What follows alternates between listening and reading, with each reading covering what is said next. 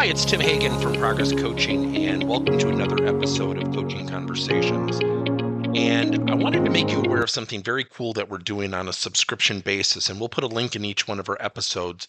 But every Wednesday, we're going to be doing what we call an audio podcast workshop. That workshop will be roughly about 14 to maybe 20 minutes per episode, with each month having a theme from a coaching model, using feedback strategically, to coaching self-awareness, and so on.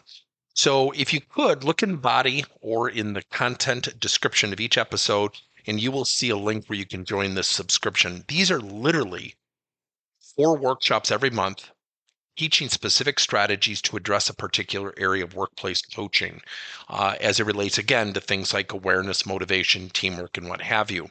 Here's the cool thing. It's only $10 per month, and each month you will get a handout that we will follow along with. So we also give you a tool for you to take notes as we go through each episode. We hope you'll check it out. When we think about feedback, let's be candid. Feedback can be a really loaded topic for people. I have said for 27 plus years at Progress Coaching that feedback is often received based on agreement or disagreement. How often do we give people feedback and their immediate reaction is, yeah, but? They go into immediate argumentative mode to offset the feedback, almost like they want to get into an argument. Now, that's not because people are bad people. It's because it's typically a response that's built within them. See, when you think about high school and college, how many classes did we all take on how to seek and accept feedback? I would imagine the number is 0. So when we get into the workplace 8 to 10 years later, all of a sudden, we're receiving feedback. We haven't been nurtured, we haven't been trained, we haven't been mentored, we haven't been coached. Yet now we've got to accept everything. And we haven't been taught how to accept even when disagreeing. See, the goal of feedback is never, ever just to give feedback. The goal of feedback is to give it so somebody receives it well and strategically utilizes it. Now, if I look at somebody and say, Jack, I am so frustrated at your crappy attitude, do I honestly think that person's going to diplomatically sit there, smile, and say, wow, I've got a lot to learn. This is great stuff. So when we think about feedback, there's a provider and there's a receiver. So let me just teach one quick thing that we teach called co-authoring the feedback delivery. One of the healthiest things we can do is to ask our people, what's the best way to give you feedback? Now, I've had managers come back and say, well, they didn't know how to answer that. I said, right, because they haven't had a lot of time to give it thought. It's a weird question. Now, I've also had people come back and say, honestly, I feel put on the spot. I would like a couple bullet items in an email before we meet so I can mentally prepare. So when we ask people, what's the best way to approach you?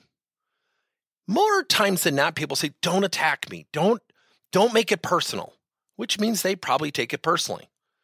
Yet by asking someone, what's the best way to give you feedback, both strength-based and where you have opportunities to improve, people become more accepting. They become more palatable to the feedback. Now, let me share with you something that is very prevalent in the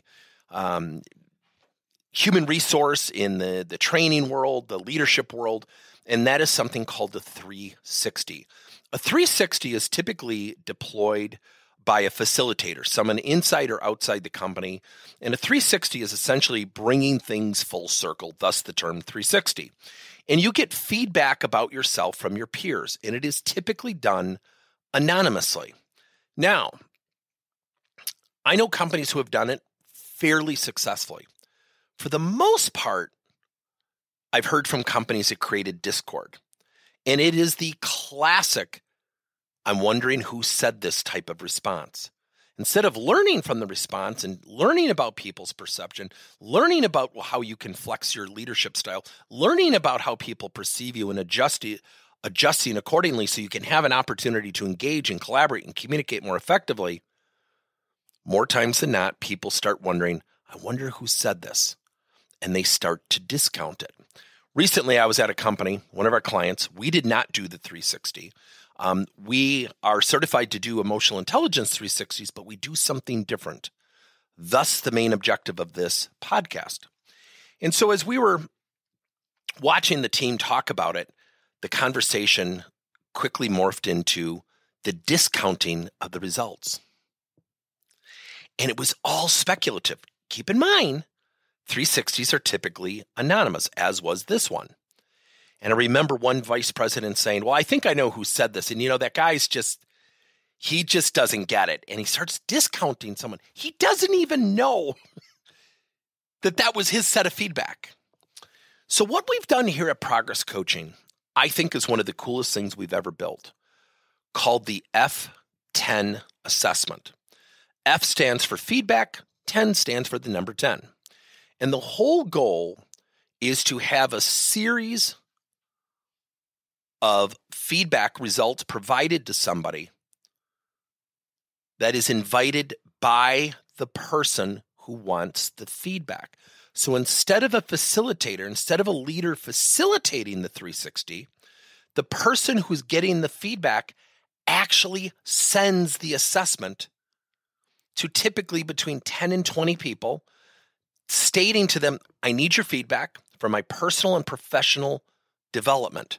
Now, the F10 stands for when we get to 10 sets of results, we shut the assessment off, we compile the results, and we give feedback to the person based on what they've learned. Now, what we have found, which is so cool, is people are much less defensive because they're the distributor. They're the ones who sent out the assessment link about themselves with an email saying, I would love to have you fill out this assessment. I'm looking for personal and professional development.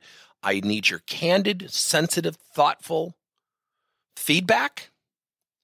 And what we do is we ask them to share it with a variety of target recipients, such as peers, upper-level management, teammates within their own department, friends, and associates outside of work. And what we do is we see different trends.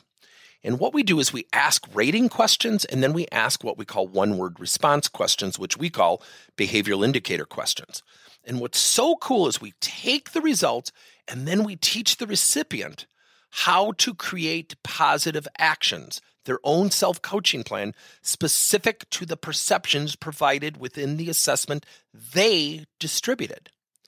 If this intrigues you, reach out to us.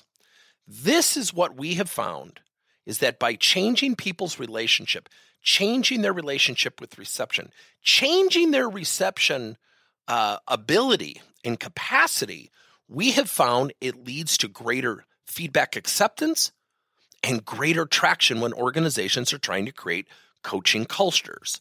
So a coaching culture is when people know there's trust and there's collaboration and we're investing.